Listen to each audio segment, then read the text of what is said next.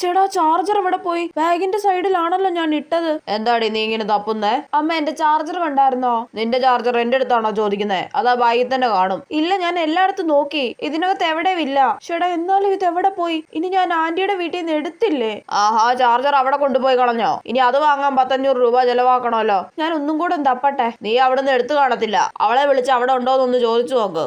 എന്നാ ഒന്ന് വിളിച്ചു നോക്കട്ടെ. Hello aunty. എന്താ മോളെ, വീട്ടിലെത്തിയോ?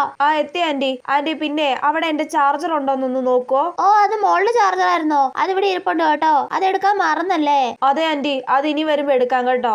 ശരി മോളെ. ശരി ആന്റി. അമ്മ ചാർജർ അവിടെ ഉണ്ടെന്ന് കണ്ടോ? അവൾ ഒരു വക സൂക്ഷിക്കത്തില്ല. എപ്പ എവിടെ പോയാലും എന്തേലും മറന്നു വെച്ച് വരും. ഇനി 500 രൂപ കൊടുത്ത് പുതിയ ചാർജർ വാങ്ങണം. കൊച്ചാ, നിന്റെ നീല ചുരിദാർ എന്തിയേ? ഞാൻ ഇവിടെ നോക്കിയിട്ടൊന്നും കണ്ടില്ലല്ലോ. എടുത്തതാ, ഞാൻ വെള്ളത്തിൽ മുക്കി വെക്കട്ടെ. അമ്മ, ആ ചുരിദാർ ആന്റിയുടെ വീട്ടിലായി പോയി. ഇവളുടെ ഒരു കാര്യം.